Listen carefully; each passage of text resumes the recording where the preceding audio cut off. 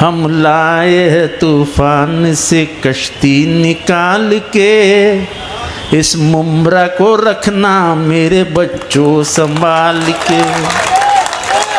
इस मुमरा को हमेशा बदनाम किया गया है, कभी आरडीएक्स के नाम से बदनाम किया दिया गया, कभी बम ब्लास्ट के नाम से बदनाम किया गया, कभी गुलशन कुमार के मौत के बाद यहाँ से मासूम लोगों को उठाया गया कि यही वो रास्ता है जिस रास्ते से अपने गाड़ी में बैठ के महात्मा गांधी गए थे और जाते जाते कौसा मस्जिद में खड़े होकर रुक के वहाँ के इमाम साहब के साथ चाय पिए थे। यहाँ की गलियाँ सुधारी है, यहाँ के रास्ते सुधारे हैं, यहाँ की तालीम सुधारी है, यहाँ की हर वो व्यवस्था सुधारने की कोशिश की थी जिस व्यवस्था के कारण ये शहर बदनाम हुआ था। आप देख रहे हैं प्राइम मुंबई 24 न्यूज। मोठ्या संख्येने उपस्थित असलेले मुंबईतले नागरिक, पत्रकार मित्रांनो आणि मोठ्या संख्येने टीव्हीवरती हा सगळा कार्यक्रम बघत असलेल्या माझ्या मुंबऱ्यातल्या आणि महाराष्ट्रातल्या नागरिकांना, गेले 8-10 दिवस मुंबऱ्याची खूप चर्चा चालू आहे।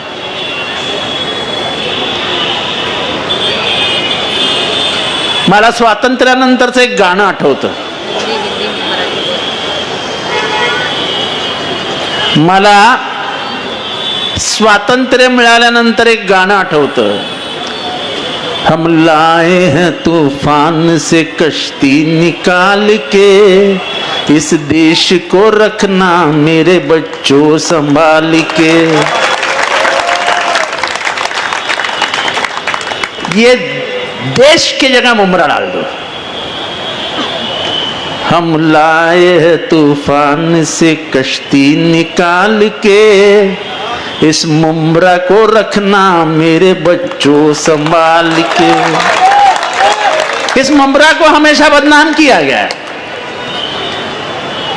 कभी आरडीएक्स के नाम से बदनाम किया दिया गया, कभी बम ब्लास्ट के नाम से बदनाम किया गया, कभी गुलशन कुमार के मौत के बाद यहां से मासूम लोगों को उठाया गया, पूछने वाला कोई नहीं था।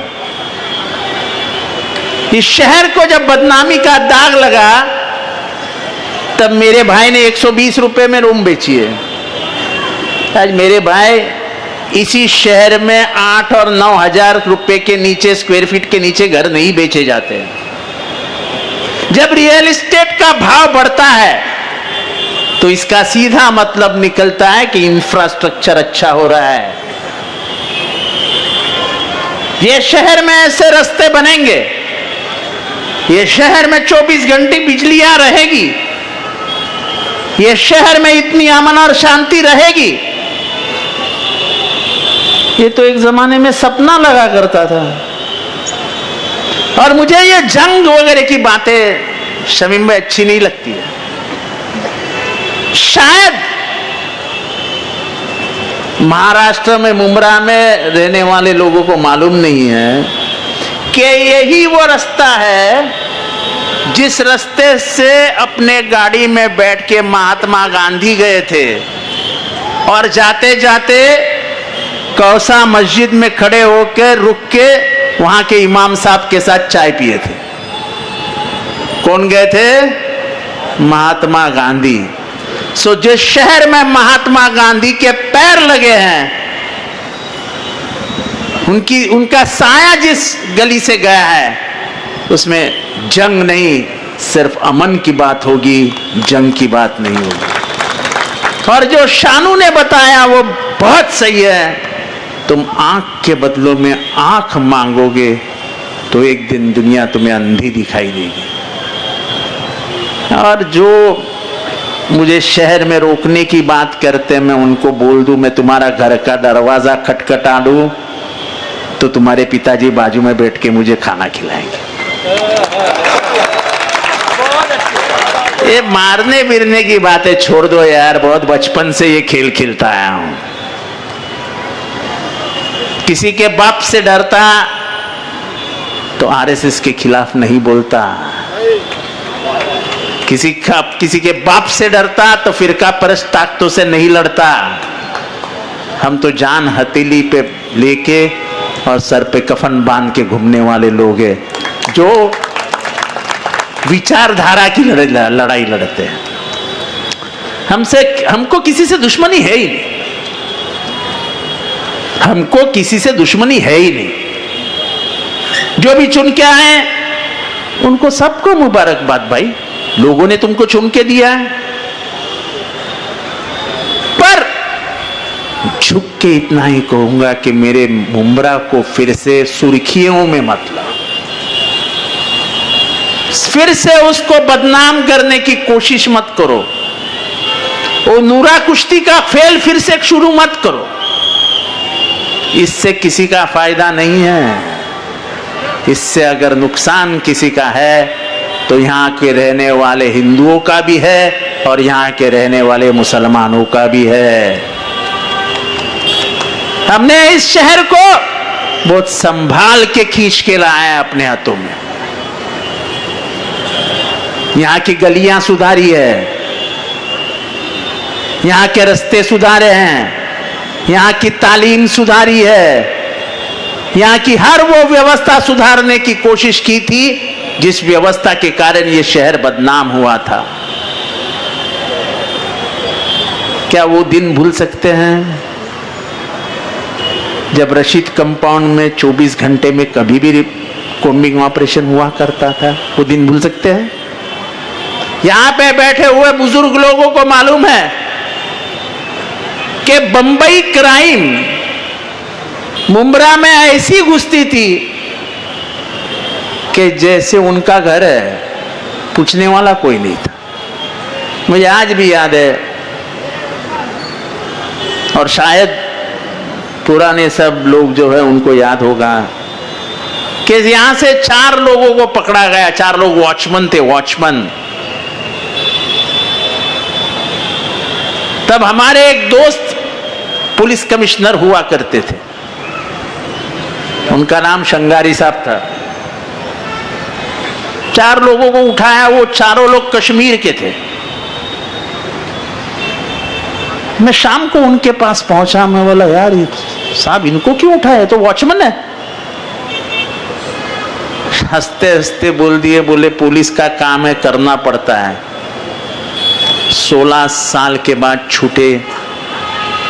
उनको जब कोर्ट ने रिहा किया तो कहा कि इनके खिलाफ कोई भी सबूत नहीं है, लेकिन जिंदगी के 16 साल बर्बाद हुए, घर बर्बाद हुए, बच्चे बर्बाद हुए, मां बर्बाद हुई, पूछने वाला कोई नहीं था। ये शहर में वो हादसा फिर से नहीं हुआ। शानू तुझे याद है, शबनम से एक लड़के को उठाया था,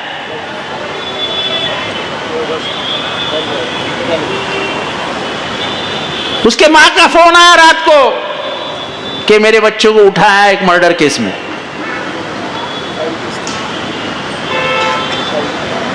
राकेश मारिया तब जॉइंट कमिश्नर क्राइम हुआ करते थे, मेरे अच्छे ताल्लुकात थे।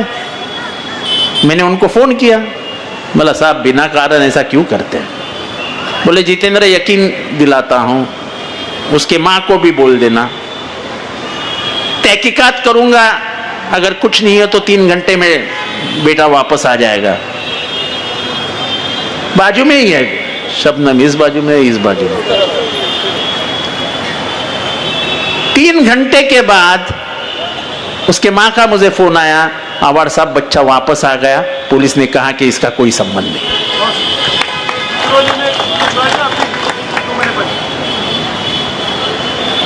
अगर सबसे अच्छी गवाही इस मामले में कोई दे सकता है ना, तो मुन्ना साहिल दे सकता है। इतने लोगों को वो लाया करता था कि इसको इमिग्रेशन में पकड़ा है, इसको ATS लेके गई है, और वो हर बच्चे को छुड़ाने का काम मैं करता था। अब वो मेरे साथ नहीं है, लेकिन इसकी गवाही वो देगा नहीं, ऐसा तो नहीं हो सकता। साइंटिस्ट के मर्डर में लोग पकड़े गए, लेकिन ये शहर को बदनाम करने की साजिश थी। इस शहर को हमने बाहर निकाला, हमने नहीं, तो आपके सभी लोगों के कोशिशों के कारण ये शहर उस बदनामी से बाहर आ गया। आज मुझे यहां आके 20-25 साल हो गए, कभी एक बार भी यहां हिंदू मुसलमान का कुछ कलेश नजर आया? मुझे हाथ उठा के बजाता है, कलेश नजर आया? ये वो शहर है यासीन कुरैशी भाई, इस शहर की एक बड़ी पहचान है। कैसे पूछो, कैसे पूछो? अख्ख्या महाराष्ट्राला सांगू इच्छितो, ह्यांचं एक मटणाचं दुकान होतं, महाराष्ट्र मटन शॉप, बरोबर है? अभी भी है, अभी छोटा है, पर उस जमाने में जब लोगों को अच्छा मटन खाने का शौक था और यहां से लोग काम करने के लिए मुमरा उतरते थे, तलोजा जाते थे, पनवेल जाते थे, काम करके वापस आते थे, ट्रेन से करजत कसारा जाते थे, तो मुमरा उतरते थे और इनके पिताजी का नाम रशीद भाई था, बराबर है? रशीद मटन वाला।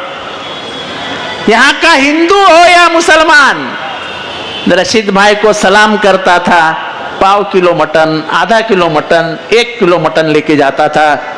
और तभी के जमाने में, उस जमाने में 100 से 150 बकरे कट्टे थे उसके दुकान में। कौन लेता था, कहां जाता था, किसी को मालूम भी नहीं होगा। वो महाराष्ट्र मटन शॉप इस शहर की पहचान बन गई थी, और नाम भी देखो क्या था, महाराष्ट्र मटन शॉप।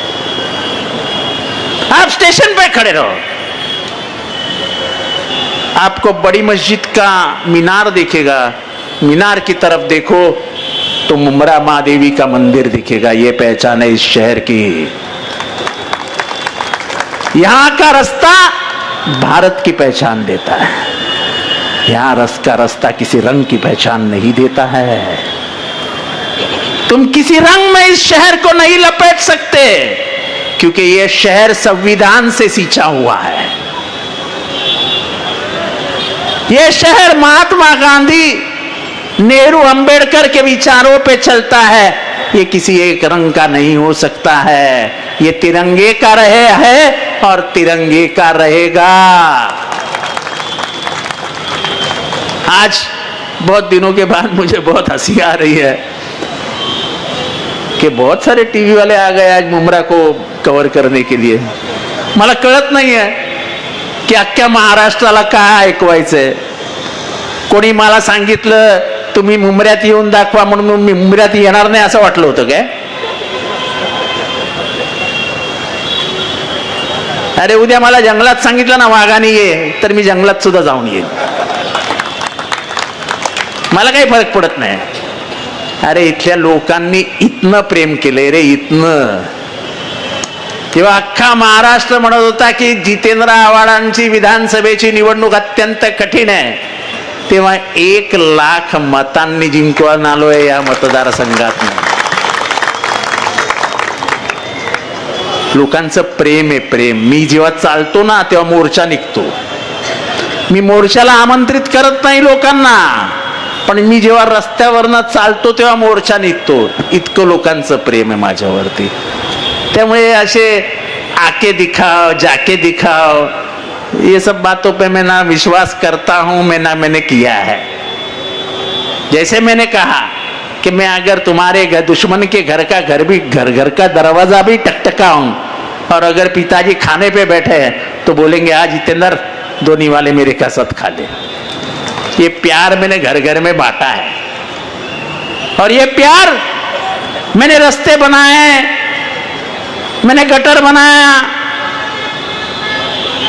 मैंने पानी ले आया, मैंने लाइट लाई, ये तो एक बात है ही। लेकिन जितेंद्र आव्हाड एक सोच है, ये घर घर में पहुंचा हुआ विचार है, और वो विचार लोगों को अच्छा लगता है। इस शहर की सबसे अच्छी बात क्या है, तो मेरे जहां भी जाओ फोटो देखो, मेरे साथ छोटे छोटे बच्चे जुड़ जाते हैं। अगर प्यार क्या होता है तुम जानना चाहते हो तो मेरे साथ मुमरा में घूमो। और यहाँ का बच्चा बच्चा कैसे जितेंद्र अवार्ड करके मेरे पीछे घूमता है, वो देख के तुमको समझेगा कि ये शहर मुझे कितना चाहता है। तो ये शमीम भाई वो जरा आके बताओ, जरा जाके बताओ, इन बातों की तरफ ध्यान भी मत देना, क्योंकि मैं सच अगर बात करना शुरू करूं तो लोगों की नींदें खराब हो जाएगी। मैं किसी की नींद उड़ाना नहीं चाहता हूं, मैं शांत बैठा हूं। ऐसे कई मामले हैं जो मेरे इधर तय दबे हैं, इधर पे ही दबे रहने देना। कहीं मैं अपनी जबान खोल दूं तो ऐसा न हो कि अच्छों को सलाखों के पीछे जाके बैठना पड़े। चलता है राजनीति में 2-4 दिन गरम, जरा 2-4 दिवस लोगांना गरमाहट असते, जरा चलता है। और मुझे सुनने की आदत है, मैं तो गालियां खा के ही बड़ा हुआ हूं, तो मुझे कोई मला काही फरक पडत नाही याच्याने। पण मी तोंड उघडलं ना तर चांगल्या चांगल्यांची झोप खराब होईल। मला तेही करायचं नाही, कारण का मला दुकानदारांचा झोपेच्या गोळ्यांचा धंदा नाही वाढवायचा आहे। तेव्हा आपण आपलं काम करूया।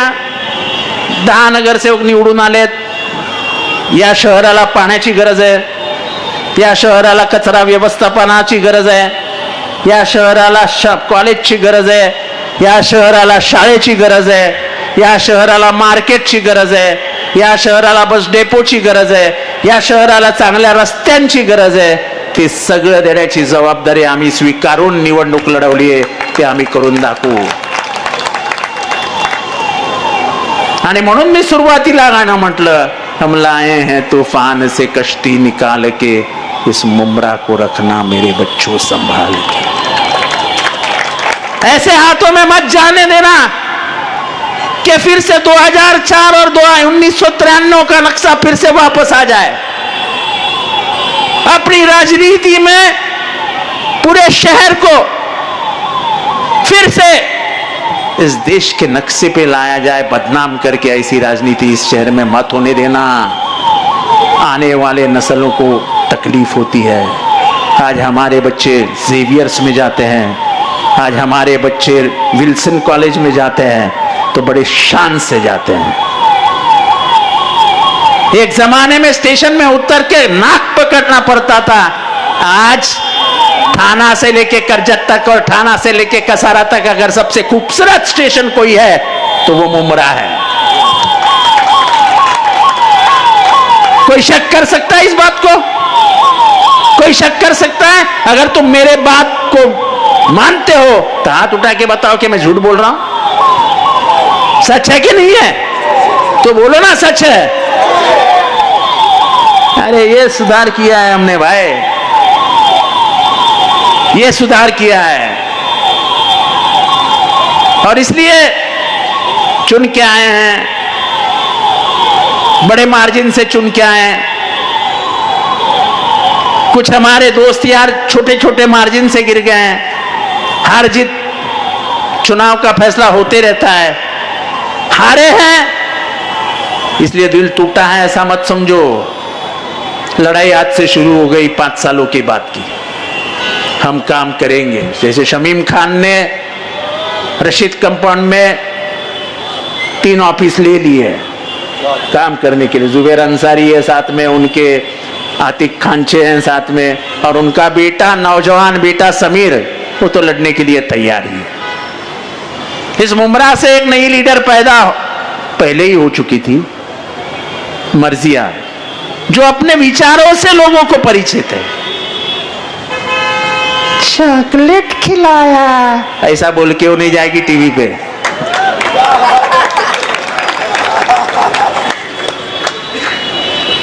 बच्चों को हमेशा प्यार से ही देखा करो यार, नफरत की बू भी नहीं आनी चाहिए।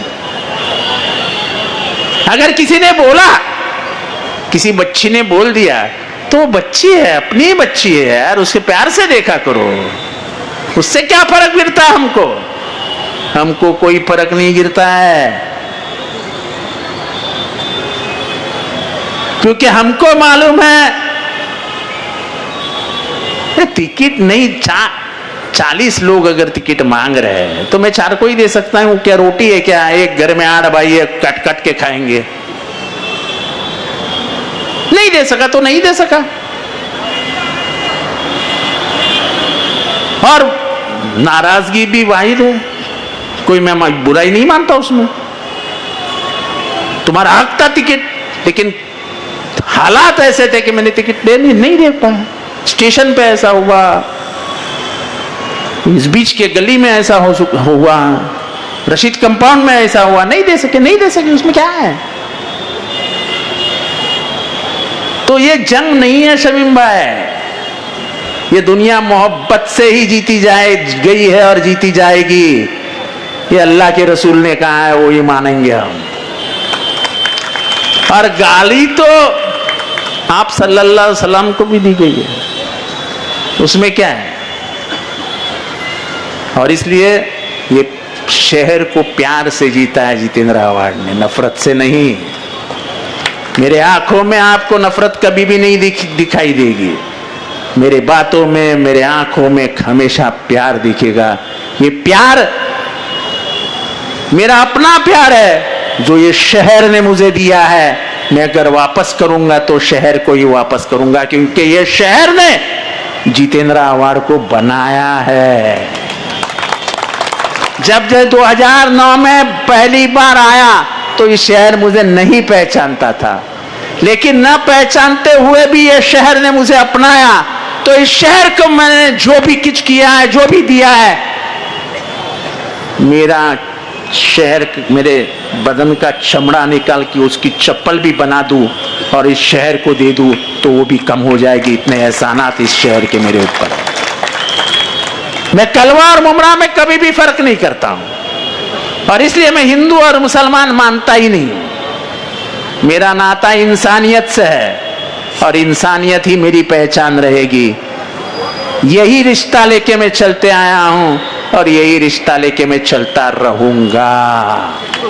तुम मुझे उकसाने की कोशिश करो, नामुमकिन है जितेंद्र आव्हाड को उकसाना। और मैं आवाम के प्यार से बना हुआ हूं, उनके दिलों में बसा हुआ हूं। आप मुझे दिलों से नहीं निकाल सकते। चुनाव ये कोई प्यार का फैसला नहीं होता है। ये शहर जितेंद्र आव्हाड से प्यार करता है, नफरत उसके लिए नफरत उसके इस शहर के दरवाजे बंद नहीं कर सकता। और इसलिए आज की सभा में आए हुए लोगों को लगा होगा कि जितेंद्र आव्हाड करारा जवाब देगा। अरे मैं किसी को दुश्मन मानता ही नहीं हूं तो करारा जवाब क्यों दूं भाई? हैसियत की बात है ना भाई, औकात की बात है ना।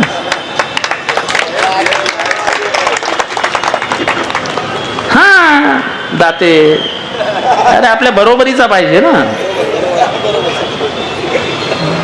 ऐसे थोड़ी ना किसी को ही जवाब दे देता है। तो ज्यादा लंबी बात नहीं खींचते क्योंकि टाइम भी हो गया, फोन आने शुरू हो गए। जितेंद्र आव्हाड पे केस ले लो, सत्ता सरकार में सब मेरे यार दोस्त बैठे हैं और पुलिस भी बहुत चाहती है आजकल मुझे। बाकी 1 मिनट नहीं बाबा नहीं। तो केस होने के पहले तुम्हारा प्यार बहुत है मुझे मालूम है, लेकिन केस होने के पहले मी तुम्हा सगळ्यांचा निरोप घेतो। मला माहित नाही कुठले टीव्ही महाराष्ट्रभर दाखवतायत, पण या शहराची ओळख फार वेगळी आहे। या शहराची ओळख ही महाराष्ट्राच्या संस्कृतीची ओळख आहे। या शहराची ओळख ही महाराष्ट्राच्या संस्काराची ओळख आहे। हे शहर जात धर्म भाषा याच्या पलीकडचा जाऊन विचार करतं आणि म्हणून हे शहर कायम एक राहिलंय। आणि या शहराच्या एकतेला एकात्मतेला आव्हान देणं म्हणजे या शहराचं नुकसान करणं आहे। ये शहर का हम नुकसान नहीं होने देने, ये शहर को हमने यकीन दिलाया है कि सिर्फ तरक्की तरक्की और तरक्की, वो तरक्की हम करके रहेंगे। इन्हीं लफ्जों के साथ आपसे विदाई चाहता हूं। अलविदा। खुदा